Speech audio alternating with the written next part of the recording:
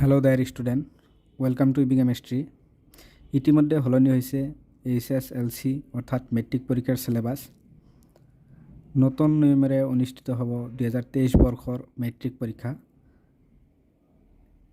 एबार चारिटा विषय अर्थात गणित विज्ञान समाज विज्ञान और इंग्रेजीत 50टाকৈ अबजेक्टिव प्रश्न থাকিব और এই অবজেক্টিভ क्वेश्चन अनुसरी अर्थात नतुन सिलेबास अनुसरी साधारण विज्ञानर प्रतिটো चैप्टारर ऑप्शनल क्वेश्चनबर आलोचना करा हब मैं आलोचना करिम এটা ভিডিও बनाई आलोचना करिम और আজি आलोचना करिबलगिया चैप्टारটো हल चैप्टार 1 और चैप्टारर नाम हल रासायनिक विक्रिया और यार समीकरण। चैप्टार 1 मुठ मार्क 6 থাকিব ইয়াৰে 1 मार्कर क्वेश्चन থাকিব দুটা और 2 मार्कर क्वेश्चन থাকিব দুটা अर्थात मुठ मार्क 6 और এই 1 मार्कर ऑब्जेक्टिव क्वेश्चन দুটা কেনেধৰণে আহিব পাৰে তাৰ বিষয়ে আলোচনা কৰিম বলক আৰম্ভ কৰো। ইয়াত কেইটামান क्वेश्चन আলোচনা কৰা হ'ব আজি। क्वेश्चन नम्बर 1 क्वेश्चन नम्बर 1 লিখা আছে তলৰ কোনটো সংযোজন বিক্ৰিয়াৰ উদাহৰণ। ইয়াত চাৰিটা অপশন দিয়া আছে যেহেতু অবজেক্টিভ টাইপৰ क्वेश्चन গতিকে অপশন থাকিব চাৰিটা অপশন দিয়া আছে তাৰে ভিতৰত কোনটো সংযোজন বিক্ৰিয়াৰ উদাহৰণ আমাক সুধিছে। চাই লোৱা এ নম্বৰ অপশনত সিলভাৰ ক্লোৰাইডক সূৰ্যৰ পোহৰ দিয়া আছে সিলভাৰ আৰু ক্লোৰিন দুটা পৃথক হৈ গৈছে অৰ্থাৎ এটা বিক্ৰিয়ক পদাৰ্থৰ পৰা দুটা বিক্ৰিয়াজাত পদাৰ্থ আহিছে। ইয়াত বি নম্বৰ অপশনত ইয়াতে এটা বিক্ৰিয়ক পদাৰ্থৰ পৰা দুটা বিক্ৰিয়াজাত পদাৰ্থ আহিছে। সি নম্বৰ অপশনত দুটা বিক্ৰিয়ক পদাৰ্থ লগ লাগি এটা বিক্ৰিয়াজাত পদাৰ্থ হৈছে গতিকে এইটো হ'ব আমাৰ শুদ্ধ আনসাৰ অপশন সি হ'ব শুদ্ধ আনসাৰ কাৰণ ইয়াতে দুটা বিক্ৰিয়ক পদাৰ্থ লগ লাগি এটা মাত্ৰ বিক্ৰিয়াজাত পদাৰ্থ ইয়াত উৎপন্ন হৈছে গতিকে সংযোজন হৈছে। সংযোজন বিক্ৰিয়া কাক বলে যে বিক্ৰিয়াত দুই বা ততোধিক বিক্ৰিয়ক পদাৰ্থ লগ লাগি এটা মাত্ৰ বিক্ৰিয়াজাত পদাৰ্থ উৎপন্ন হয় তাক সংযোজন বিক্ৰিয়া বুলি কোৱা হয়। সেই হিচাপত এইটো এটা হৈছে কি শুদ্ধ আনসাৰ।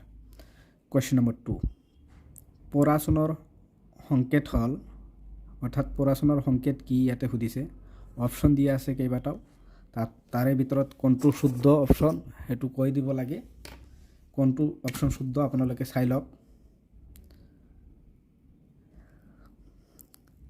ইয়াতে পৰাচনৰ শুদ্ধ সংকেতটো হৈছে পৰাচনৰ সংকেতটো হল option B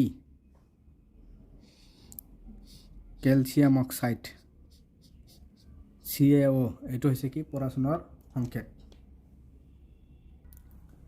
next question number 3 শীতলিত চূনৰ সংকেত হল ইয়াতে কেইবাটাও অপশন দিয়া আছে আৰু সুধা হৈছে প্ৰশ্নত আমাক বিচাৰিছে শীতলিত চূনৰ সংকেত কি। শীতলিত চূনৰ সংকেত হল আপোনালোকে বিচাৰি লওক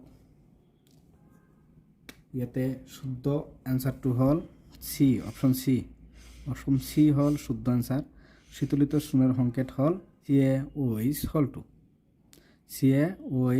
2 মনত ৰাখিব বহুত ইম্পৰ্টেন্ট কোৱেশ্চন এইবিলাক পৰীক্ষাত আহিব এইবিলাক। क्वेश्चन नम्बर 4 তলৰ কোনটো শুদ্ধ ইয়াতে চাৰিটা অপশন দিয়া আছে তাৰে ভিতৰত কোনটো শুদ্ধ আমাক বিচাৰি ওলাব লাগে আপোনালোকে বিচাৰি ওলাওক।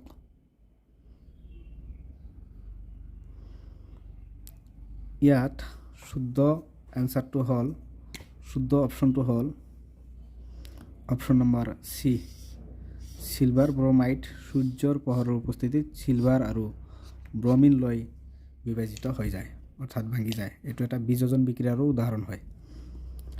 ইয়াতে এই অপশনটো কিয় শুদ্ধ হৈছে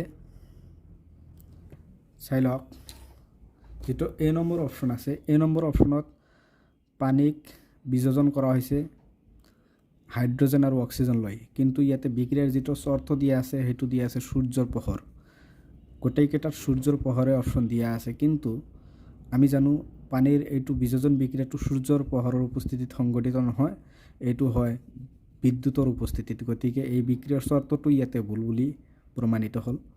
ঠিক তেনেদৰে বি নম্বৰ অপশনত সূৰ্যৰ পোহৰ দিয়া আছে অৰ্থাৎ ক্যালসিয়াম কাৰ্বনেটক সূৰ্যৰ পোহৰৰ উপস্থিতিত ক্যালসিয়াম অক্সাইড আৰু কাৰ্বন ডাই অক্সাইড লৈ কি হয় ভাঙি যায় বা বিয়োজিত হয় এইটো অশুদ্ধ শুদ্ধ নহয়, কাৰণ ইয়াতে বিক্ৰিয়াৰ যিটো চৰ্ত দিয়া আছে এইটো শুদ্ধ নহয়, ইয়াতে তাপৰ উপস্থিতিতহে এই বিক্ৰিয়াটো সম্পন্ন হয়, গতিকে এই বিক্ৰিয়াটো অশুদ্ধ। নেক্সট যিটো অপশ্যন অৰ্থাৎ শুদ্ধ অপশ্যন যিটো আছে সেইটো চিলভাৰ ব্ৰমাইড। এই চিলভাৰ ব্ৰমাইডক সূৰ্যৰ পোহৰৰ উপস্থিতিত চিলভাৰ আৰু ব্ৰমিন লৈ বিয়োজিত হয় এইটোত, গতিকে এইটো হৈছে কি বিক্ৰিয়াৰ শুদ্ধ উত্তৰ। নেক্সট কুৱেশ্যন যিটো দিয়া আছে কুৱেশ্যন নম্বৰ 5 চাই লওক। পানীত হাইড্ৰজেন আৰু অক্সিজেনৰ অনুপাত হ'ল, পানীত অৰ্থাৎ H2O-ত হাইড্ৰজেন আৰু অক্সিজেনৰ অনুপাতটো কি সেইটো সুধিছে আমাক। পানীৰ সংকেত হ'ল H2O। ইয়াতে দেখা হাইড্ৰজেনৰ পৰিমাণ কিমান দিয়া আছে, হাইড্ৰজেন দিয়া আছে 2টা আৰু অক্সিজেন কেইটা আছে 1টা, গতিকে ইয়াৰ অনুপাত কি হ'ব 2:1। গতিকে ইয়াৰ পানীৰ সংকেত হ'ল H2O। ইয়াতে Hৰ সংখ্যা দিয়া আছে 2, অক্সিজেনৰ সংখ্যা দিয়া আছে 1, গতিকে 2:1। গতিকে ইয়াৰ অনুপাতটো শুদ্ধ অনুপাতটো হ'ব 2:1, অৰ্থাৎ অপশ্যন চি হ'ব ইয়াৰ শুদ্ধ অপশ্যন, শুদ্ধ উত্তৰ। নেক্সট কুৱেশ্যন আমাক সুধিছে কুৱেশ্যন নম্বৰ 6। ইয়াত সোধা হৈছে চূণশিলৰ সংকেত হ'ল, চূণশিলৰ সংকেত হ'ল কি, চূণশিলৰ সংকেত কি আছিল, চূণশিলৰ সংকেত আছিল কেলছিয়াম কাৰ্বনেট, অৰ্থাৎ চি নম্বৰ অপশ্যনটো শুদ্ধ অপশ্যন, শুদ্ধ উত্তৰ। কেলছিয়াম কাৰ্বনেট হ'ল ইয়াৰ শুদ্ধ উত্তৰ। ইয়াত যিটো এ নম্বৰ অপশ্যন আছে, এ নম্বৰ অপশ্যনটো ইয়াতে এ নম্বৰ অপশ্যনটো হ'ল কেলছিয়াম অক্সাইড, এইটো হৈছে কি পৰাচনৰ সংকেত। বি নম্বৰ অপশ্যনটো হ'ল কেলছিয়াম হাইড্ৰক্সাইড, এইটো হৈছে কি শীতলিত চূৰ্ণৰ সংকেত। আৰু চি নম্বৰ অপশ্যন যিটো আছে সেইটোৰ নাম হ'ল কেলছিয়াম কাৰ্বনেট, আৰু এইটো হ'ল কি চূণশিলৰ সংকেত। আৰু ডি নম্বৰ অপশ্যন যিটো দিয়া আছে এইটো এটা কাৰ্বন ডাই অক্সাইড গেছ, এইটো এটা carbon dioxide gas. Next question number 7। ইয়াতে এটা বিক্ৰিয়া দিয়া আছে, ওপৰত এটা বিক্ৰিয়া দিয়া আছে আৰু বিক্ৰিয়াটোৰ পৰা আমাক কেইটামান অপশ্যন দিয়া আছে, কোনটো অপশ্যন শুদ্ধ সেইটো উলিয়াব লাগে। কুৱেশ্যনত সোধা হৈছে ওপৰৰ বিক্ৰিয়াটো এটা উদাহৰণ, কাৰ উদাহৰণ, তলত অপশ্যন দিয়া আছে A, B, C, D, এই 4টা অপশ্যন দিয়া আছে, তাৰে ভিতৰত কোনটো শুদ্ধ সেইটো আমাক বিচাৰি ওলাব লাগে। এ নম্বৰ অপশ্যনত দিয়া আছে ওপৰৰ বিক্ৰিয়াটো এটা সংযোজন বিক্ৰিয়াৰ উদাহৰণ, যিটো মিছা কথা, শুদ্ধ নহয়। বি নম্বৰ অপশ্যনত দিয়া আছে এটা ডি অপসাৰণ বিক্ৰিয়া, এইটো এটা ডি অপসাৰণ বিক্ৰিয়া, এইটোও শুদ্ধ নহয়।